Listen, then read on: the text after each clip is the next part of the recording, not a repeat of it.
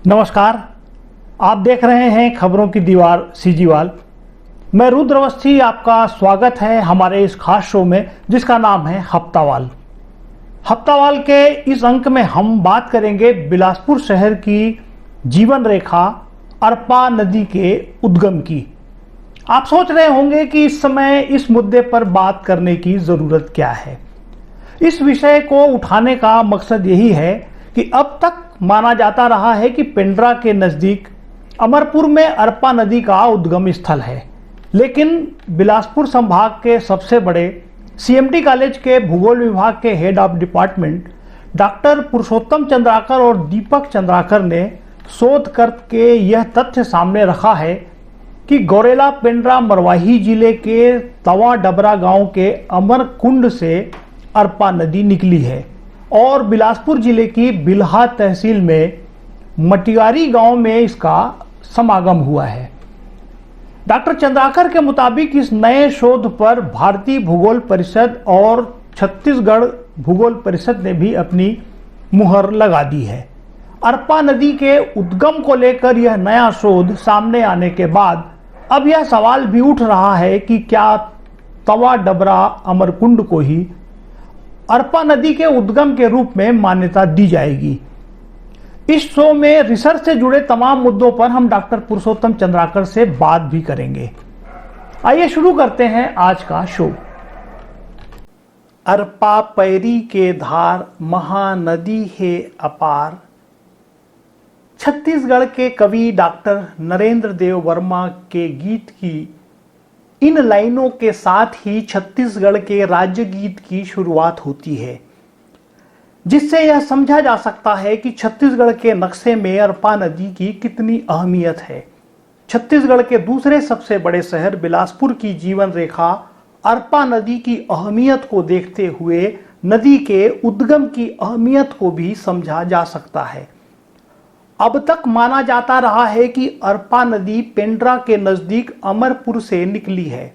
वहां पर अरपा उत्सव का आयोजन भी किया जाता है। इसी तरह एक दावा यह भी है कि खोडरी के नजदीक मलेनिया नाला के बाएं तट पर अरपा का उद्गम स्थल है। यहां भी रेलवे ब्रिज के नीचे एक बोर्ड लगा है जिसमें अरपा नदी का उद्गम स्थल लिखा हुआ है।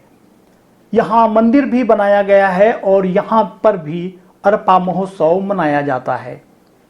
बुद्धिजीवी और लेखकों ने स्पष्ट और अस्पष्ट रूप से अरपा के अलग अलग बहुत सारे उद्गम और समापन स्थलों का उल्लेख किया है, जिससे अरपा नदी का उद्गम और समागम स्थल एक पहेली की तरह नजर आता है। इस पहेली को बूझने की कोशिश में सीएमडी कॉलेज ज्योग्राफी डिपार्टमेंट के एचओडी डॉक्टर पुरुषोत्तम लाल चंद्राकर और भारत सरकार के प्रोजेक्ट एसोसिएट CSIR दीपक चंद्राकर ने इस विषय पर शोध किया है। उन्होंने अपने शोध में कई तथ्य सामने लाए हैं। पहेली की तरह नजर आने वाले इस विषय पर शोध के बाद वे इस नतीजे पर पहुंचे कि पुराणों में वर्णित कृपा नाम से अरपा नदी को पहचाना गया था। पुराणों में कृपा नदी का उद्गम मैकल श्रेणी के शुक्तिमत पर्वत में उल्लेखित किया गया है, जो इस नदी के समागम स्थल से सबसे दूर का स्थान है। राजस्व विभाग के रिकॉर्ड मिसल बंदोबस्त 1927-28 और मजमूली नक्शा में अरपा नदी का उल्लेख कोटा तहसील के टाटीधार और मोहली गांव में किया गया है, जबकि पेंड्रा रोड तहसील के मजमूली नक्शा खोडरी और अमरपुर ग्राम के मिसल बंदोबस्त में अरपा नाम की किसी नदी का उल्लेख नहीं किया गया है। नदियों के नामकरण सिद्धांत के अनुसार ऐसा लगता है कि पेंड्रा रोड तहसील और कोटा तहसील से लगी हुई ऊंची ऊंची पहाड़ियां हैं, जिनको पार करके माटी नाला और तथाकथित पेंड्रा रोड तहसील की ओर आने वाली जलधारा का संगम कोटा तहसील के टाटीधार और मोहली गांव के पास हुआ है। ऐतिहासिक काल में स्थानीय लोग संगम के आगे के प्रवाह को अरपा कहना प्रारंभ किए होंगे, जिसका जिक्र सरकारी दस्तावेजों में मिलता है। अलग अलग दिशाओं से आने वाली जलधाराओं को पहाड़ों को आर पार करने के कारण संगम के आगे स्थानीय लोगों ने आर पार कहना शुरू किया होगा, जो बाद में अपभ्रंश रूप में अरपा नाम से संबोधित, अभिलेखित और प्रचलित हुआ होगा। लेकिन सिद्धांत के अनुसार नदियों के संगम को उद्गम नहीं माना जाता है। डॉक्टर चंद्राकर ने अपने शोध में कहा है कि संसार में प्रचलित नदियों के लंबाई मापन सिद्धांत के अनुसार पेंड्रा रोड तहसील के पश्चिमी सीमावर्ती भाग में स्थित तवा डबरा गांव के अमरकुंड ही अरपा नदी का उद्गम हो सकता है। यह जलकुंड सतत वाहिनी है। इससे प्रवाहित जलधारा को आमा नाला कहते हैं, जिसके घाटी में जलप्रपात क्षेत्र, छिप्रिका, वी-आर आकार की घाटी आदि विद्यमान है। आमा नाला मुंगेली जिले के लोरमी तहसील में घने जंगलों के बीच से बहते हुए माटी नाला में विलीन हो गया है और माटी नाला बिलासपुर जिले के कोटा तहसील के टाटीधार गांव के पास पेंड्रा रोड की ओर से आने वाली जलधारा में विलीन हुआ है, जिसके संगम के आगे मोहली गांव से अरपा नाम की नदी का जिक्र सरकारी दस्तावेजों में मिलता है। अरपा नदी बिलासपुर शहर के बीच प्रवाहित होते हुए बिल्हा तहसील के मटियारी गांव में शिवनाथ में विलीन हुई है, जहां हर साल माघ पूर्णिमा पर 3 दिन का मेला भरता है। इस शोध के मुताबिक तवा डबरा अमरकुंड अरपा का उद्गम और मटियारी गांव अरपा का समागम स्थल है, जो समागम से सबसे दूर स्थित स्थायी जल स्रोत है। डॉक्टर पीएल चंद्राकर के मुताबिक इस रिसर्च को भारतीय भूगोल परिषद और छत्तीसगढ़ भूगोल परिषद ने भी मान्यता दी है। इस रिसर्च के बारे में हमने डॉक्टर पुरुषोत्तम चंद्राकर से पूरी बात की है। आप भी सुनिए उन्होंने इस बारे में हमसे क्या कहा।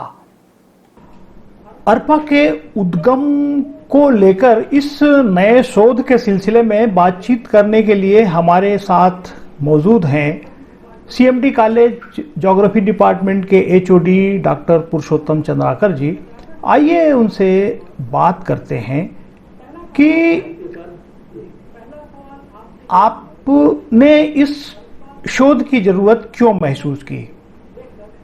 अच्छा, पिछले 2-3 सालों से जी हमने अखबार के माध्यम से और कुछ किताबों के माध्यम से हमें जानकारी मिली कि अरपा नदी की जो बिलासपुर की जीवन रेखा है, उसके उद्गम को लेकर के जो विद्वान है उनके बीच में मतभेद है और विद्वानों ने अपनी अपनी किताबों में स्पष्ट किसी जगह पर अरपा नदी के उद्गम को उल्लेखित नहीं किया है। तो एक भूगोल के शिक्षक होने के नाते हमने सोचा कि ये हमारी बिलासपुर की जीवन रेखा है और छत्तीसगढ़ के जो राजकीय गीत है उसमें इस शब्द का प्रथम शब्द के रूप में गुणगान किया गया है, तो क्यों न इस नदी के वास्तविक उद्गम और जो संगम है इसका भौगोलिक आधार पर पता लगाया जाए। इसलिए हमने इस पर रिसर्च प्रारंभ किया। तो जैसा कि मैंने बताया सर कि अरपा नदी पर जितने भी शासकीय, अशासकीय और विद्वान लेखकों के द्वारा जो अभिलेख प्रकाशित किए गए, उन अभिलेखों में विद्वानों के बीच मत विभिन्नता है। तो उस मत विभिन्नता में वास्तविक जो अरपा का उद्गम है उसको पता लगाने के लिए हमने शोध कार्य किया है। अच्छा, कि आखिर विद्वानों ने अपना मत अलग अलग क्यों प्रस्तुत किया है। आपको अमरपुर और खोडरी के दावे में क्या कमियां लगती हैं जिसकी वजह से आपको लगता है कि इसमें नया शोध होना चाहिए था? देखिए क्या है सर कि हमारा टारगेट ना तो अमरपुर रहा है ना ही खोडरी रहा है। हमारा टारगेट तो यह रहा है कि 8 स्थानों पर जो विभिन्न विद्वान हैं अलग अलग उद्गम स्थल बताए हैं, तो हमने ये सोचा कि अंतर्राष्ट्रीय स्तर पर जो एक नदी के उद्गम के परिभाषा है उसके आधार पर अरपा नदी के उद्गम को ढूंढा जाए। और इसी प्रयास से हमने उसके उद्गम को ढूंढने का कोशिश किया। जो कोडरी है और अमरपुर है, वो अंतर्राष्ट्रीय स्तर पर जो नदी उद्गम के मापदंड है, पैमाना है, उस पैमाने में वो सही नहीं उतरता है। यही हम जानना चाहेंगे कि ये दोनों स्थान है वो किस मापदंड में खरे नहीं उतरते हैं। जैसे कि अंतर्राष्ट्रीय स्तर पर या राष्ट्रीय स्तर पर या प्रादेशिक स्तर पर या जिले स्तर पर नदियों की लंबाई के आधार पर श्रेणीकरण किया जाता है कि कौन सी नदी सबसे लंबी है और कौन दूसरी है और तीसरी है। जैसे दुनिया की सबसे लंबी नदी नील नदी को माना जाता है, और दुनिया की चौथी लंबी नदी है संयुक्त राज्य अमेरिका की मिसिसिपी मिसौरी नदी। मिसौरी नदी मिसिसिपी बेसिन में मुख्य नदी है। उसके मुख से लेकर के मिसौरी उसकी सहायक नदी है। वो जहां से निकली है वहां तक की दूरी को नापी गई है। अंतर्राष्ट्रीय स्तर पर यह मापदंड है कि किसी भी नदी की लंबाई को उसके मुख से लेकर के उस नदी को कहां तक दूर तक के जल प्राप्त होता है, वहां तक के दो बिंदुओं के बीच की दूरी को नदी की लंबाई मानी जाती है। इसलिए उस नदी का नाम मिसिसिपी मिसौरी नदी है। इसी तरह से रूस में एक नदी है सेलांग, अंगारा, और एक और नदी है। 3 नदियों के नाम पर वो नदी का नाम प्रचलित है। उन 3 नदियों की लंबाई को माप करके उस नदी को दुनिया की 5वीं लंबी मानी गई है। तो जो अरपा के उद्गम के शोध के लिए किस तरह की विधि का उपयोग किया गया, क्या क्या उसमें अध्ययन किया गया? सबसे पहले तो हम भूगोल के लोग हैं, भूगोल के शिक्षक हैं, तो हमने अरपा बेसिन का एक मानचित्र बनाया कि अरपा नदी कहाँ तक विस्तृत है। तो उसमें पता चला कि अरपा नदी मध्य प्रदेश के डिंडौरी अनूपपुर जिले के कुछ हिस्से में विस्तृत है बेसिन। इसके अलावा छत्तीसगढ़ के गौरेला, पेंड्रा, मरवाही, मुंगेली, कोरबा और बिलासपुर जिला में विस्तृत है। अंतर्राष्ट्रीय मापदंड के अनुसार हमने नक्शे में देख करके हम अमरकंटक गए, जो अमरकंटक अनूपपुर जिला के अंतर्गत आता है। फिर जो अमरकंटक के पास एक केवची के आगे कबीर चबूतरा नाम का स्थान है, जहां का हिस्सा आगे का हिस्सा डिंडौरी कहलाता है। ठीक है, तो उन हिस्सों का हमने देखा कि फिर इसके बाद पेंड्रा मरवाही जिला में आए, मलेलिया नाला है, फुलवारी नाला है, इन सब नालों कहाँ कहाँ से निकलता है उसको देखा। और फिर इसरो द्वारा प्रसारित जो टोपोसीट है ऑनलाइन माध्यम से देखा। फिर ये अरपा नदी के जो संगम है उसको लेकर के भी विद्वानों में मतभेद है। 4 गांवों में बताया गया है, बिल्हा और उस मस्तूरी के। तो हम वास्तविक संगम शिवनाथ में कहाँ हुआ है वहां गए, तो मटियारी से हमने देखा कई अलग अलग एंगल में नाप करके कि अरपा बेसिन कहाँ कहाँ तक के फैली है। तो उसमें हमको जो अरपा बेसिन की सबसे दूर की जो उद्गम स्थल है वो तवा डबरा एक गांव है, वो पेंडर रोड गौरेला तहसील में आता है। और वहां पर एक अमर कुंड है जहां पर 12 महीना बसंत, जिसको अंग्रेजी में स्प्रिंग कहते हैं, वो निकल रहा है पानी धरती से, और उसी से आमा नाला निकला है जिससे दुर्गा जलधारा जलप्रपात बना है। इसके अलावा हंडी कुंडी जलप्रपात बना है, केवची गांव में उस पर पुल बना है, और वह आमा नाला माटी नाला में मिली है। और माटी नाला जा करके मोहली और टाटीधार कोटा तहसील का उत्तरी भाग में, पुराना कोटा तहसील के उत्तरी भाग में स्थित गांव है, वहां पर अरपा नाम से उल्लेखित हुआ है। अच्छा। तो अंतर्राष्ट्रीय मापदंड के अनुसार मटियारी गांव से अगर हम तवा डबरा गांव में जो कुंड है अमर कुंड, उसकी दूरी नापे तो 163.6 किलोमीटर होता है। उस कुंड को ही इसलिए हमने निर्धारित किया क्योंकि विश्व स्तर पर यह प्रचलित है सिद्धांत की एक नदी को निरंतर पानी कहाँ से मिलता है स्थायी रूप से। बरसाती तौर पर तो पहाड़ के एकदम चोटी से मिलता है, लेकिन 12 महीना स्थायी पानी उस स्थान से अरपा नदी को मिलता है।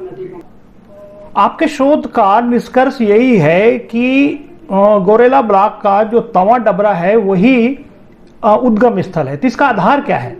अंतर्राष्ट्रीय स्तर पर नदियों का श्रेणीकरण किया गया है। दुनिया की सबसे लंबी नदी मिस्र की नील नदी जी। है और चौथी लंबी नदी मिसिसिपी मिसौरी नदी है। जी। तो मिसिसिपी की लंबाई नापने के लिए मिसौरी का सहायता लिया गया है। जी। वैसे ही जिसको पेंड्रा पेंड्रा तहसील में एक तो बता दें, जो नक्शे हैं और रिकॉर्ड है उसमें कहीं अरपा नाम का उल्लेख नहीं है। जी। यदि पेंड्रा तहसील के अमरपुर में या खोंडरी में अरपा नाम का कोई नदी का उल्लेख होता तो हम इस मुद्दे पर चलते नहीं, कोई बात नहीं है पुराणों में और हमारे जो महापुरुषों ने नाम निर्धारित कर दिया। लेकिन क्या है कि कोटा तहसील के उत्तरी गांव भाग में जो मोहली गांव है वहीं से अरपा नाम का उल्लेख मिलता है। तो हमने अंतर्राष्ट्रीय मापदंड जो नदी की लंबाई नापने का अंतर्राष्ट्रीय मापदंड है उसको अपनाया, जो मिसिसिपी मिसौरी नदी के लिए अपनाया है, एनएसी अंगारा नदी के लिए रूस के अपनाया गया है। उस मापदंड के अनुसार हम कहते हैं कि जो सोर्स है अरपा नदी का, जो सबसे दूर से अरपा नदी को पानी जो प्राप्त होता है वो उसी कुंड से स्थायी रूप से मिलता है, इसलिए हमने माना है, ये हमारा मत। तो क्या जो इस नए शोध के बाद जो नया उद्गम आपने बताया है उसके बाद क्या नदी की लंबाई भी बढ़ जाएगी अरपा की? हाँ बिल्कुल बढ़ जाएगी सर। जैसा कि जितने भी किताब अभी हम पढ़े हैं अरपा नदी के ऊपर, उन सारी किताबों में अरपा नदी की जो लंबाई है 100 किलोमीटर बताई गई है, किसी में एक आंक में 108 किलो। तो उस लंबाई को हमने माप के देखा कि अरपा नदी कहाँ पर 100 किलोमीटर होती है। तो आपके जो संगम है शिवनाथ अरपा का, वहां से खोडरी गांव तक की लंबाई है। अच्छा। और खोडरी गांव में नदी और नालों का संगम है, तो किसी भी नदी के जो संगम है उसको नदी का उद्गम नहीं माना जाता। जैसे एक एग्जांपल मैं यहाँ देना चाहूंगा कि हमारे देश की पतित पावनी नदी गंगा है। जी जी। और उस गंगा नदी में देवप्रयाग नाम का एक स्थान है, वहां दो नदियां आकर के मिली है, एक तो भागीरथी और दूसरा अलकनंदा। तो देवप्रयाग में भागीरथी और अलकनंदा का संगम है। उस संगम के आगे उसको गंगा कहा जाता है, लेकिन उस संगम को गंगा का उद्गम नहीं माना जाता, बल्कि भागीरथी का जो उत्तराखंड में उत्तर काशी जिले में गोमुखी नामक स्थान है उसको गंगा का उद्गम माना जाता है। और गंगा की लंबाई भी बंगाल की खाड़ी से गोमुखी तक मापी जाती है। इस आधार पर अरपा नदी का उद्गम को भी वह अमरकुंड माना जाना चाहिए, हमारा मत है। इससे हमारे प्रदेश में जो नदियों की लंबाई की जो श्रेणीकरण किया जाएगा तो उसमें अरपा का स्टेटस बढ़ेगा। अरपा आज जो बौनी बनी हुई है वो लंबी बन जाएगी, प्रदेश के 10वें क्रम की नदी लंबे नदी में आ जाएगा उसका स्थान, इससे गौरव बढ़ेगा अरपा का। सर अब इसको इस शोध को के ऊपर हमने एक शोध पत्र बनाया है और उसको international research and analytical journal में प्रकाशित करवाया है, मैं और दीपक चंद्राकर ने। दूसरा, अभी अभी कुछ दिन पहले इस शोध के सारांश को ज्ञानवर्धन के लिए और ज्ञान के प्रसार के लिए YouTube चैनल बना करके हमने प्रसारित किया है। तीसरा, हमारा एक छत्तीसगढ़ जागरफर नामक व्हाट्सएप ग्रुप है, इसमें इंडिया के अच्छे अच्छे बड़े बड़े सीनियर जागरफर, जूनियर जागरफर, नामी जागरफर करीब 200-250 लोग जुड़े हुए हैं। उन जागरफर तक के और ऑल इंडिया जागरफर में भी इस शोध और यूट्यूब चैनल को भेजा है और उनके तरफ से हमको इस शोध की सराहना किया गया है, तारीफ किया गया है। इसलिए तारीफ किया गया है कि हम भारतवर्ष में और छत्तीसगढ़ में नदियों को लेकर क्या सिद्धांत है उसकी लंबाई मापने के लिए, उद्गम मापने के लिए, तो यहाँ हमको देखने के लिए ऐसा कुछ चीज मिला नहीं, कोई कानून, कोई नियम। तो इसमें अंतर्राष्ट्रीय स्तर पर जो एटलस बनाया जाता है, जिस एटलस को भारत में भी पढ़ा जाता है, ऑस्ट्रेलिया में भी पढ़ा जाता है, इंग्लैंड में भी पढ़ा जाता है, पाकिस्तान में भी, उस एटलस को दुनिया में मान्यता प्राप्त है, उसके सिद्धांत को लेकर के हमने अपने रिसर्च को किया है। जी। तो क्या इस तरह के शोध को आपके कि इन संगठनों ने मान्यता दी है, कोई अधिमान्यता हाँ, भी उनकी दी तरफ इस से तरह का मान्यता कोई है कि ये पैनल? बहुत अच्छा शोध है, नया शोध है, अनूठा शोध है, उन्होंने कहा है। और आप आगे भी छत्तीसगढ़ की अन्य नदियों पर कार्य करें, ऐसा हमको प्रोत्साहित किया गया है भूगोलवेत्ताओं, सागर यूनिवर्सिटी के और अलीगढ़ यूनिवर्सिटी के, और इधर आपके छत्तीसगढ़ में रविशंकर यूनिवर्सिटी के सीनियर मोस्ट जाग्रफरों के द्वारा, गुजरात के, महाराष्ट्र के। इस तरह जो आपका अब शोध देखिए है सर, उस पर क्या स्थापित करने प्रक्रिया के लिए है? हमने तो एक यूट्यूब चैनल बना दिया है, जी। दूसरा रिसर्च पेपर में प्रकाशित करा दिया है, तीसरा हमारी खुद की छत्तीसगढ़ का भूगोल है। हम अपने मत को भी खंडन किए हैं। ताजुब करने की बात है कि हमने सन 2000 में डॉक्टर के त्रिपाठी हमारे गुरुदेव हैं, उनके साथ मिल करके एक छत्तीसगढ़ का भूगोल किताब लिखा था।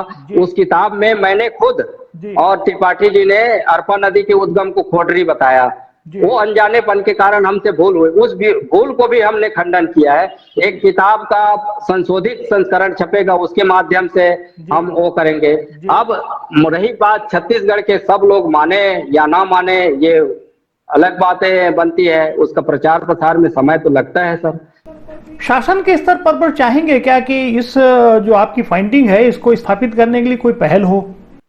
नहीं, होने से ऐसा है सर, देखिए हमारा कोई ऐसा उद्देश्य नहीं है कि किसी की भावना को ठेस पहुंचाना। ये नदी सबकी है, अरपा हम सब बिलासपुर क्षेत्र के सब लोगों की नदी है, सबकी आस्था है उस नदी पर। और इस नदी का उद्गम स्थान का, वास्तविक स्थान का पता चलता है, उसकी लंबाई बढ़ती है, तो इसमें नुकसान क्या है? ठीक है। अब रही बात रिसर्च को, शासन स्तर पर शासन की जितने भी प्रकाशित किताब है शासन की, वो ज्यादा मान्यता प्राप्त है पीएससी के इंटरव्यू के लिए और अलग अलग जगहों में। उस स्तर पर इस रिसर्च के आधार पर उसको नामांकित तो होना चाहिए। इसके लिए हम पत्र लिख सकते हैं सर, निवेदन कर सकते हैं। डॉक्टर पुरुषोत्तम चंद्राकर की इस बातचीत को सुनकर आप भी काफी हद तक समझ गए होंगे कि यह शोध किस तरह किया गया है और तवा डबरा में अरपा का उद्गम स्थल बताए जाने के पीछे आखिर आधार क्या है। इस बातचीत में यह बात भी सामने आती है कि नए उद्गम को मान्यता मिलने से अरपा नदी की लंबाई भी बढ़ जाएगी। इस मुद्दे को सामने रखने के पीछे हमारा मकसद कोई विवाद खड़ा करना नहीं है, बल्कि छत्तीसगढ़ माटी के एक रिसर्चर के शोध को व्यवस्था के जिम्मेदार लोगों के सामने लाने की एक कोशिश है, जिससे इस शोध पर सभी की नजर पड़े और भारतीय भूगोल परिषद, छत्तीसगढ़ भूगोल परिषद की ओर से मान्यता मिलने के बाद जरूरी कदम उठाते हुए इस नई खोज को स्थापित करने की पहल की जाए। इस शो में इतना ही। चलते चलते आपसे एक गुजारिश है कि अगर आपको हमारी यह कोशिश पसंद आए तो कृपया हमारा YouTube चैनल सब्सक्राइब कर इसे अपने दोस्तों के बीच शेयर भी कीजिए। फिर होगी मुलाकात। नमस्कार।